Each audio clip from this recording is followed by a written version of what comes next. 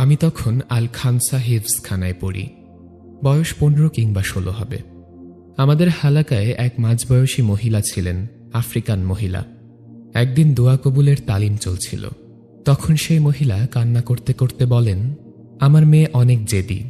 সে এমন কিছুর আবদার করছিল যা আমরা সবাই বুঝতাম যে বিষয়টা অসম্ভব। তার বয়স হচ্ছিল, তার জন্য আমাদের বংশীয় ছেলেদের কত প্রস্তাব আসে, কিন্তু সে রাজি হয় না। সে কালো চামড়ার, অনেক লম্বা আর স্বাস্থ্যবতী।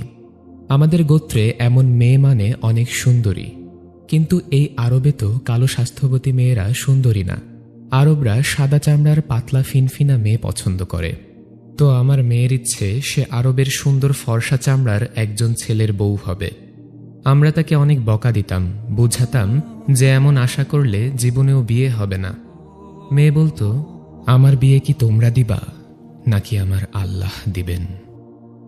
কদিন পর আমার বড় ছেলে এক আরবের পক্ষ থেকে প্রস্তাব আনল। আমরা সবাই খুশি হলাম অনেক, কিন্তু আমার মেয়ে না করে দিল। কারণ সেই আরব লোকটা বৃদ্ধ ছিল আর তার আগের 3 জন বউ ছিল। আমার মেয়ের খুব রাগ হলো আর আমাদেরকে সাফ জানিয়ে দিল যে সে দিনদার আরব নীলচোখওয়ালা সুন্দর যুবক চায় আল্লাহর কাছে। তার জন্য যেন আমরা কেউ পেরেশান না হই, আল্লাহ এনে দিবেন তার সেই স্বপ্নের রাজপুত্র। আমরা বুঝেছিলাম ওর আর বিয়েই হবে না। একে তো ওর কালো চামড়া, চেয়ে বসছে সুন্দর সাদা চামড়ার আরব।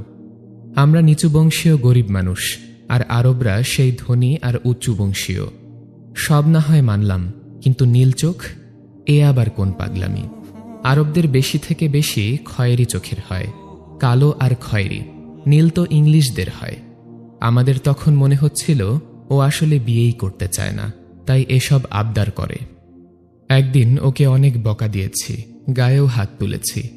আমার মেয়ে কান্না করতে করতে বলেছে 1 সপ্তাহের ভেতরেই সে এই বাড়ি ছেড়ে চলে যাবে তার নীলচোখা আরব জামাইয়ের সাথে।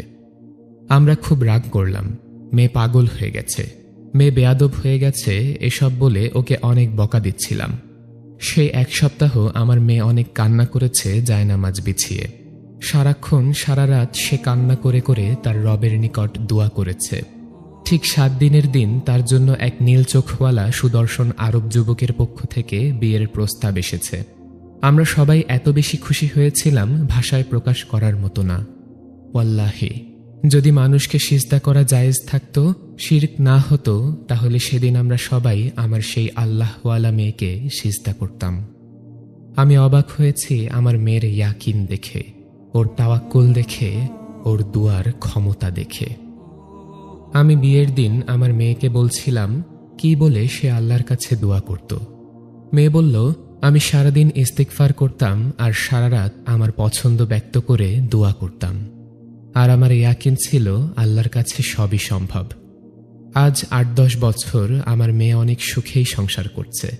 ওদের বাচ্চাগুলো অনেক সুন্দর সুন্দর, কেউ সাদা, কেউ কালো, কেউ বা মাঝারি। কিন্তু মজার বিষয়, ওদের সবার চোখের রং নীল।